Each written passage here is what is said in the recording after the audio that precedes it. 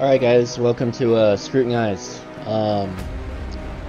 This just came out on Wednesday. I've been waiting for this game for almost 2 years now. It's by Reflect Studios, the company that made the Welcome to the Game games, which are some of my all-time favorite games. As always, good guy Adam did all the writing and developing on this. I believe he does the music too for all of his games. This game's also connected to the Welcome to the Game series. All of Adam's games take place in the same universe. The common theory right now, I'm not sure if it's been 100% confirmed, but this dude right here is the kidnapper from Welcome to the Game 1, is what everyone's saying. From what I've been reading on this game, this is supposedly both Adam's scariest game and his best one to date. So gameplay wise, it's been compared to a cross between Papers, Please and Welcome to the Game 2. He has a new thing on here where you can actually disable jump scares for the first time. I'm gonna leave them on, but I normally don't get scared, but all of his games give me like mad anxiety. Like it's like, in my opinion, jump scares aren't really scary because it's more of a natural reaction to seeing something pop up in front of you that you weren't expecting. That's not really terror per se, that's just like your body reacting to seeing something right in front of it. But like the build up in the game, like these are basically heart attack simulators. All his other games had tutorials. In place of a tutorial, I've seen this far. This is the first time I've launched the game, so I have not played the game, but I have watched a couple YouTubers play it, so I do know. For the first time, his game opens with a cutscene. Normally, you have a tutorial, but instead, over here has the how to play, and it has everything over on this side. So I'm going to go ahead and read through all this, and then I'll come back, and then we'll start the game. Alright, let's go ahead. Okay, so detective mode. It's just the basic gameplay of filing police reports without any of the external threats. There's two in this game. There's the kidnapper, and then there's a killer that dresses up like a doctor. They won't be in it. It'll just be straight the police filing. Casual's easy, but you don't get an ending. Nightmare you can't do until you beat the game on normal. So we're gonna do normal for first. I already know I'm not gonna be able to get through it. When she was a kid, Luna aspired to be a superhero. Not the ones in skin-tight suits that could fly, but the ones that identified connections where others didn't. She wanted X-ray vision to observe criminals when they tried to hide from the law, and supersonic hearing to listen in on mischievous talks, then a measure of heightened strength to restrain the guys bigger than her. This was all she craved when she was a child. As she became older, her ambitions took a more realistic approach, which seemed in direct opposition to the surreal tone the news took. The facts became the new dystopian fiction. The world grew louder each year, apparently more violent, or more visible than the year before. Her generation grew up looking to cull the increasingly violent trends that saw mass incarcerations, drug wars, and serial killers studying to gain notoriety. Luna took the analytical route in her quest for justice, feeling more at home processing case files, evidence, and connecting dots. Her cousin, a sister almost, enrolled in the academy and became an officer of the law. Even extended family, no matter how far away, seemed to gravitate towards law enforcement, almost as if it were in their blood. A murderer becomes a serial killer with just 2 more kills, A coworker informed her over scones and coffee one morning. This one had 3 total that day, but that number hit double digits soon enough, accumulating corpses of officers, criminal lawyers, and several field investigators to a growing pile of victims.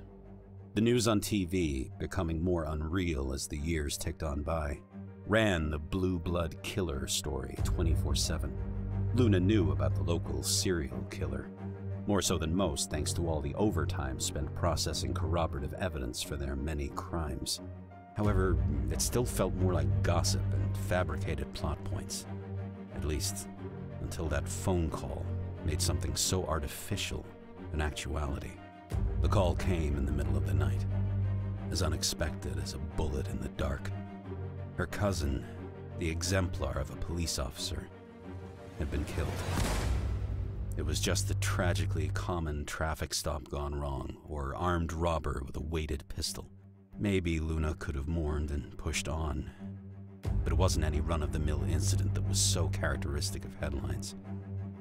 No, it wasn't that, because life had long turned into a phantasmagoric nightmare. Officer Sarah Youngman, revered by all that mattered, died at the hands of the Blueblood Killer. Who he was, or who they were, remained an enigma despite their murder spree eroding through states, counties, and homes. But more than the long list of confirmed victims and possible connections Luna herself had registered and slept away, this monster killed Sarah. Somehow, that turned the boogeyman into a living, breathing threat. No longer was this tyrant a thing she filed at the end of the day. It wasn't an obsession of the media. He was here, and if not in the literal sense, then definitely in her mind. This realization gnawed at her for months after the real mourning faded. Luna's acceptance stage barely registered before she fell swiftly to anger once again, and it never genuinely went away. Luna craved a name. She wanted to know who killed the sweetest woman in the world, despite so-called dirty cops walking free. Luna needed justice. What was it about her cousin that triggered this killer in the first place? Could it be that she stood for everything a cop should be? A perfect example of morality, protectiveness, mentality, and heart? Officer Youngman was everything demanded in the ones that protected them, and Luna wouldn't allow her memory to fade away as another statistic. Day in and day out, she spent the connections she'd built up through work and rowdy Christmas parties to see if there was something no one else saw. Cop friends that never steered her wrong came up empty-handed.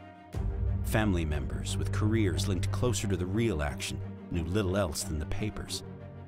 Even the old-timers that knew things few else did all but shrugged when she pressed them for clues. She needed leads first, but there were none.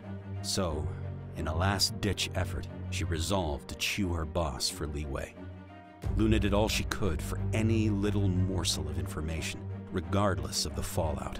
Being an investigations analyst for the district attorney's office had its perks, but it only teased her for all the good it did with building an idea of who this killer was. Her boss knew what she was after, but he followed the rules as strictly as Luna did. Being shut down by him just meant there was one less layer between a law-abiding citizen and vigilante justice. With each denied application for information outside her classification, Luna saw the justice system's holes appear and broaden. Sometimes the law hindered what mattered. Progress couldn't always continue behind red tape and protocol.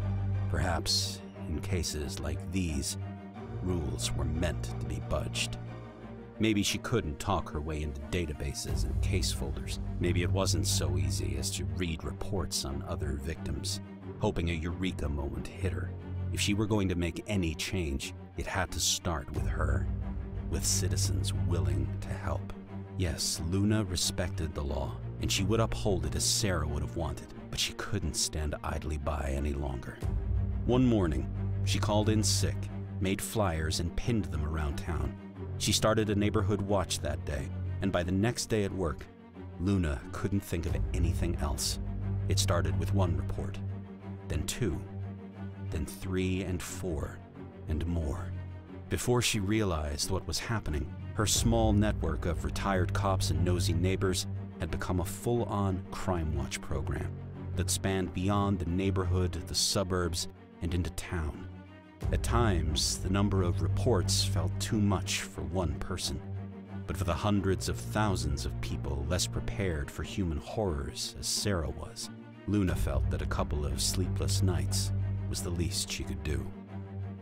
Luna had to get her answers somehow.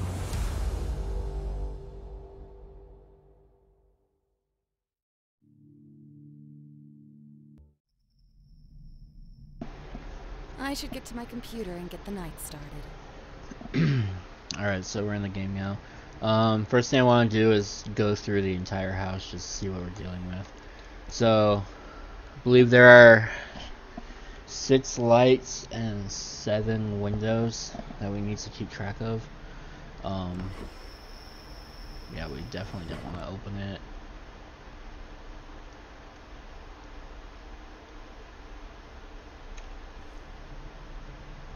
It's weird, the bobbing. So that's to lock it.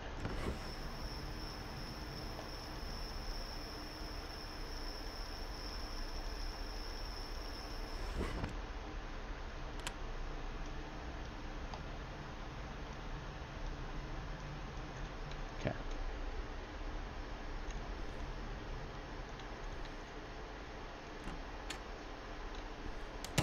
What the?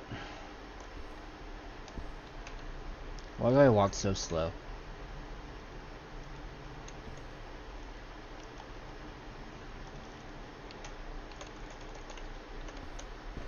Okay, something's going on here. I know that they just released an update this morning, so I wonder if something's going on with the game, because like this opening and closing isn't working right. Okay. I want to go into the bathroom. I don't know.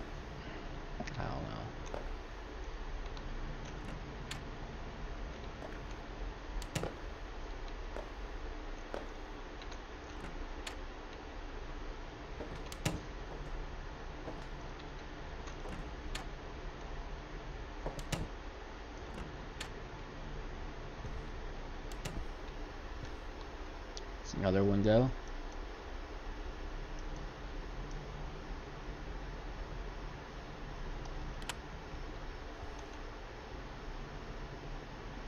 Hacker playbook. Alright, so we want to leave all the closets open from what I've seen of gameplay videos too. There's the router. The internet will sporadically go out and we'll have to come reset the router. The router. I can't talk. It's early. It's not really early, but I went to bed late last night. It's the office. I want to make sure that's closed and locked. We want to make sure that's open. Tactical crime analysis. That must be the dead cousin.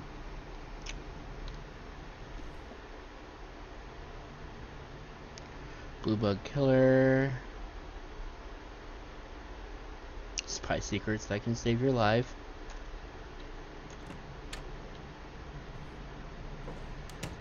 Okay, here's the living room.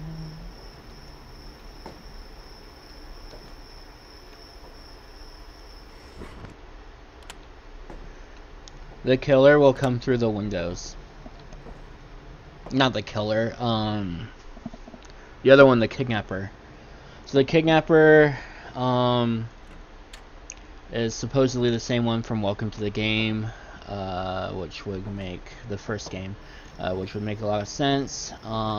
Basically, his MO is he kidnaps women for sex trafficking over the dark web. Alright, so we looked around. Here's some more shite up here.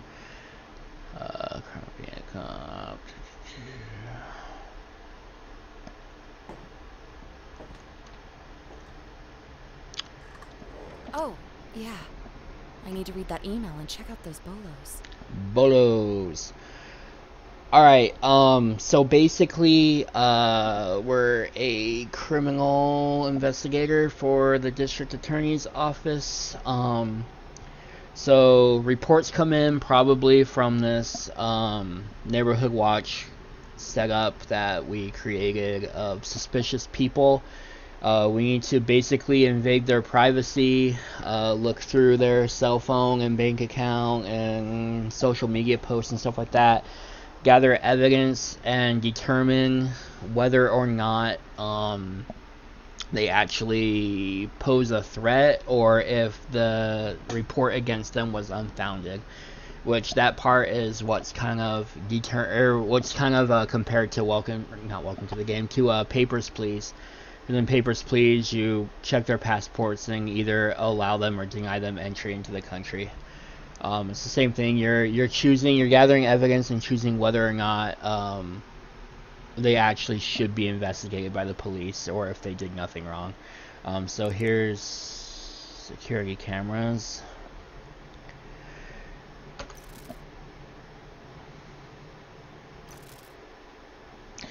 And you can turn on the light to scare away people, but from what I've seen on other gameplay videos, basically, if you use your light too much, your power breaker flips and you lose power.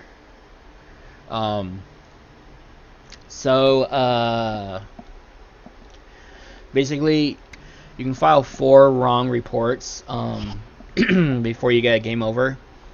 That's how many we have to file to end the day. Right? I believe so. I have to do at least 2. I have to do at least 2 today. If I file 4 in a day, I go to bed early, so the day will end early. You have to play through 10 days to finish the game. Yeah.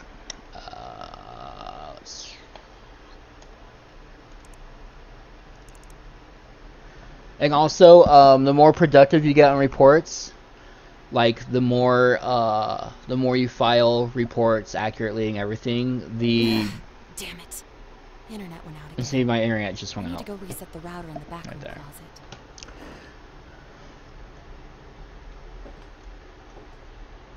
Why do I move so slow? Okay. I need to remember what door that's in. Nope, that's the bathroom.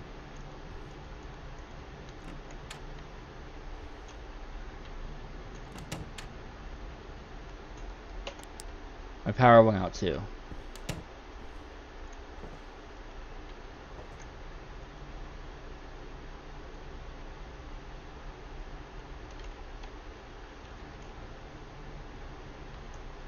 I'm in the dark. Am I gonna die? That's the problem with Adam's games. It's like every tiny little thing you're like, okay, am I gonna die now?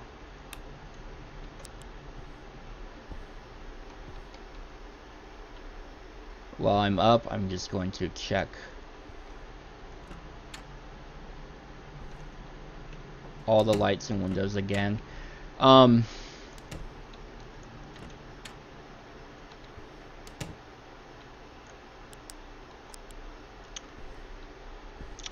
what was I saying? Oh, the better you get at filing reports, the more aggressive the threats become.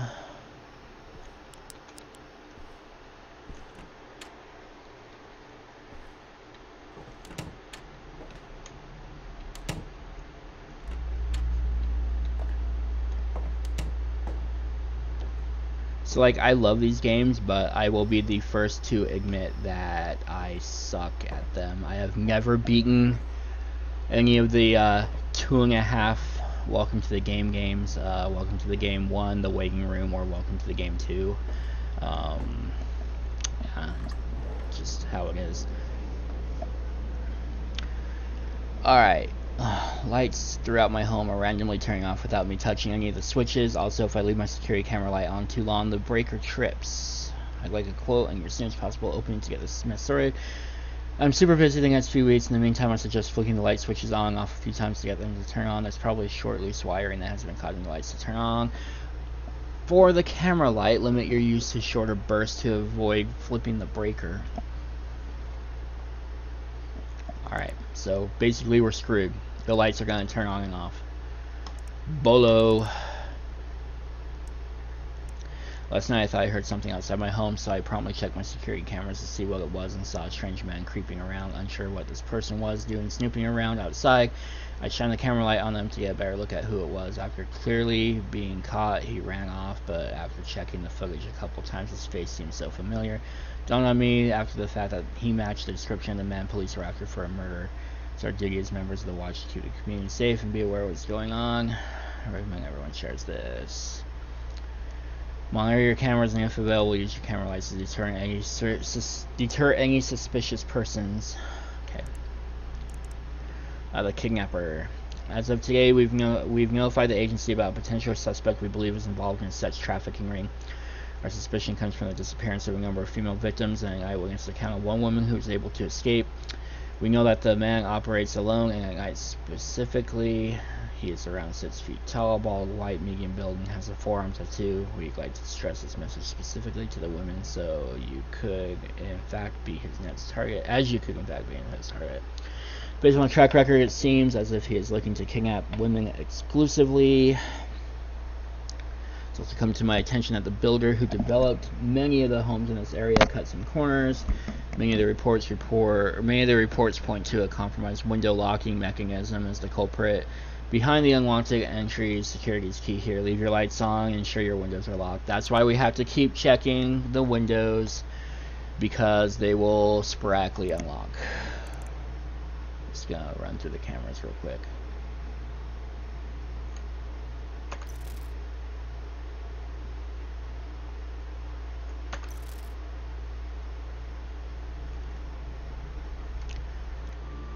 I didn't think anyone would come so soon, just because I haven't done anything in the game yet, except my lights are out.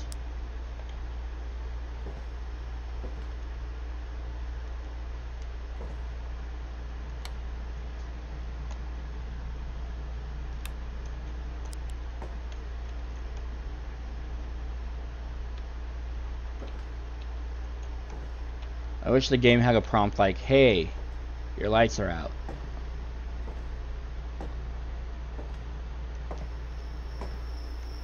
Oh I never even noticed this window. I'm just gonna check everything again just because these games make me so paranoid.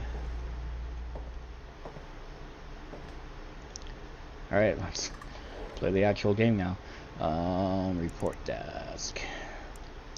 See, so we have the file, and then we can either fax all of our information to the police, or we can shred it.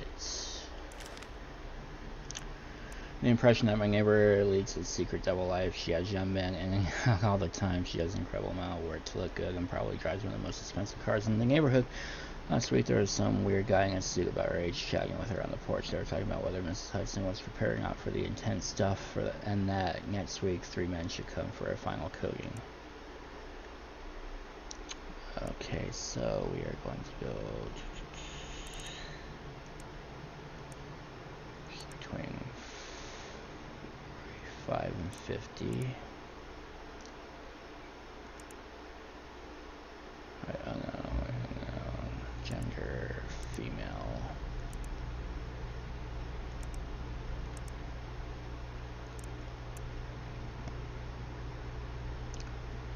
Young at Hudson, right?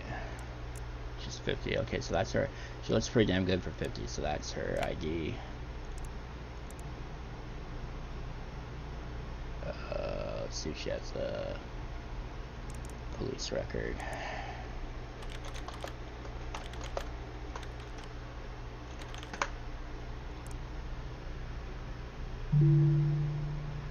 Okay, she's clean.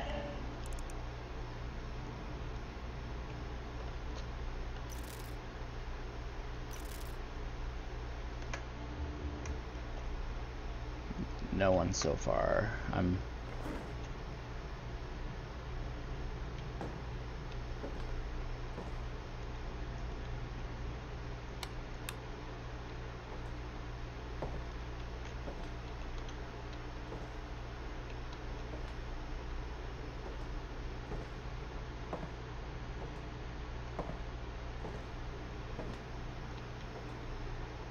I wish it gave you a prompt when the light went out, you know, like, I mean, she's sitting at her computer and the light in the room goes off. She should be like, oh, the lights went off.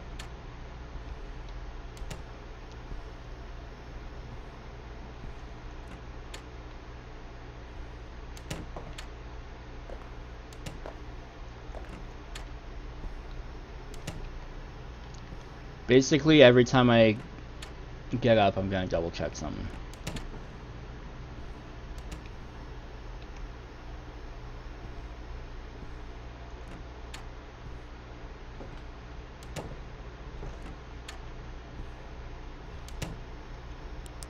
There's the breaker box.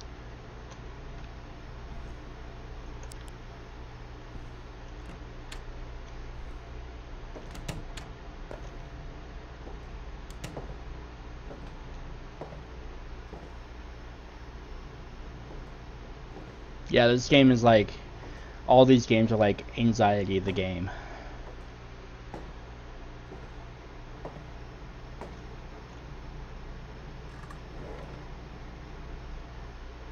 Okay, check out her debit card, maybe? That's not how you spell her name.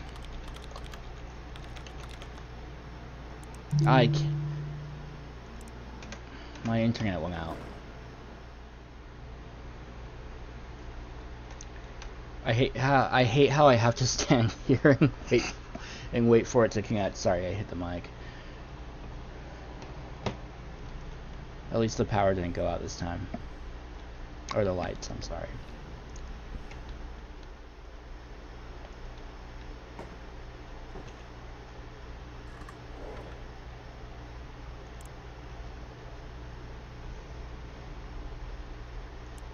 Roguelike lying dying. And nothing really suspicious there. Is it root? Let's go through the social media.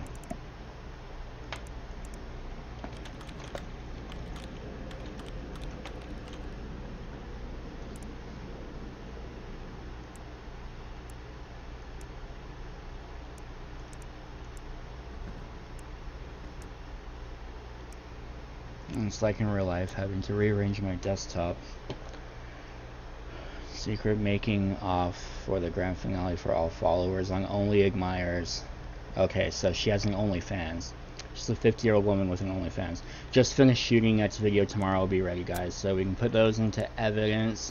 Although we don't really need to, because I'm pretty sure I'm just gonna shred this file because I don't think she did anything. So actually, I'm going to do that. How do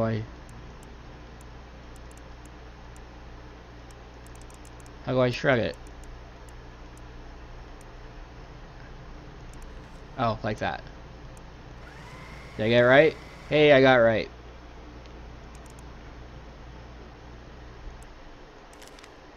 But you know what that means? That means I got a right report. So that means that the villains are probably triggered now. My husband and I went to the movies recently, and the film was great. About halfway through, the woman sitting behind us started making strange noises and breathing heavily. It ruined the rest of our experience because the theater was full. My husband didn't want to move to the few empty seats at the back of the theater. I had her hot, panting breath on the back of my neck for nearly an hour. By the end of the movie, she's practically growling. She tried to talk to us afterward by speaking a raspy voice and making a horrific face, but I just wanted to get the hell out of there. It's like she was possessed or something. We're gonna check our cameras.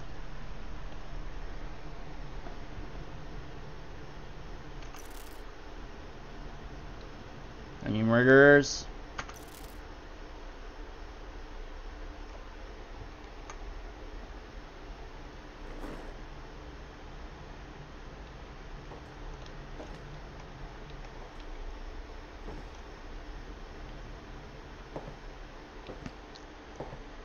Good rule of thumb for Welcome to the Game 1 and 2 was after you found something, you got up and checked everything, so that's what I'm about to do. Alright, there was nothing.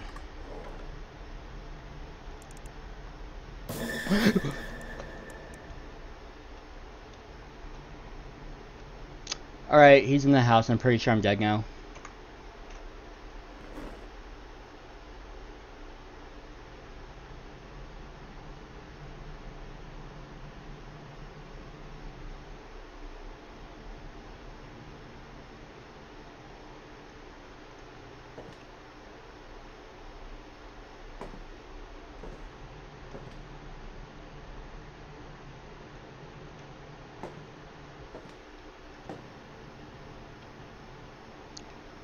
I'm pretty sure right now I just go on the computer and wait to die. That was Tanner, the murderer.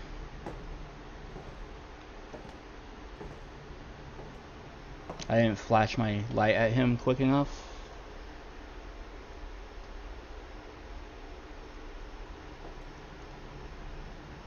Anyways, I want to see if I can finish this case because I'm already dead, but.